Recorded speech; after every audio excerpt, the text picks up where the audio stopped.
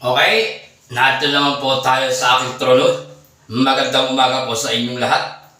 Shoutout nga pala sa aking mga kapatid. Kay Ate Karina sa Australia.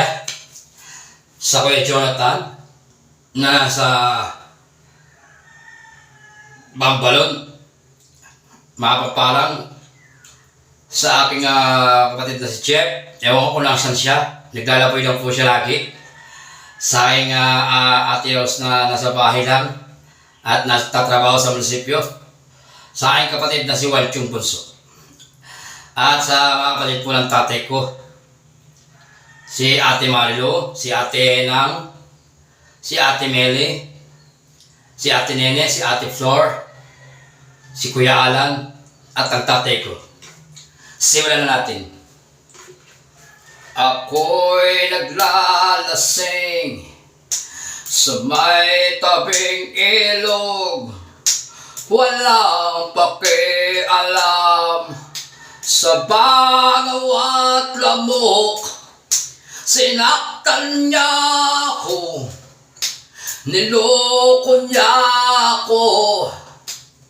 O anong hapdi ng aking puso.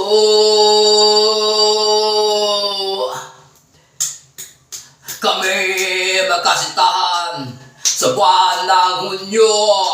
Nagkagalit kami sa buwan ng Agosto dahil sa isang bato.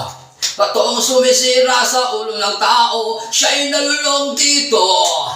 Naloko ng naloko. Bakit hindi malimutan? Isang babaeng walang kwenta. Isang babaeng maraming bisyo. Isang babaeng wala na rito. Hindi kami nagkita ng 2 linggo. Pangako niya sa akin, siya ay magbabago. Buntis pa naman siya at ako ang maha. Kaya o Diyos ko, sana ay magbago.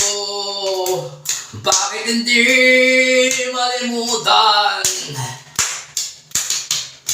Isang babaeng walang kwenta. Isang babaeng maraming bisyo. Isang babaeng wala na rito.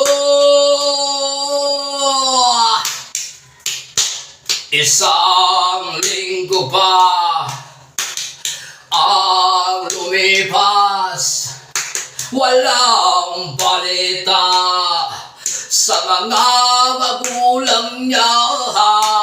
Siya pala'y naglayas na, lumipat ng tirahan. Hinanap ko siya, ngunit siya pala'y patay na.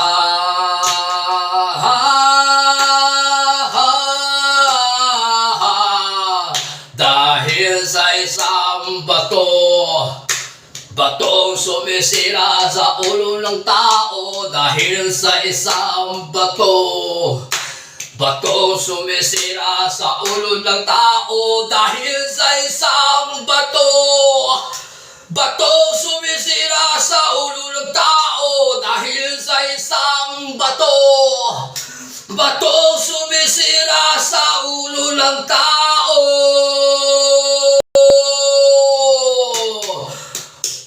Ako'y ngayon lasing, lasing na lasing.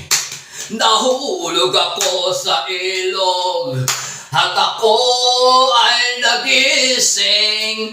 Tinapon ko ang bote ko, ayoko na sa'yo. Ako ay magbabago, hindi tulad mo.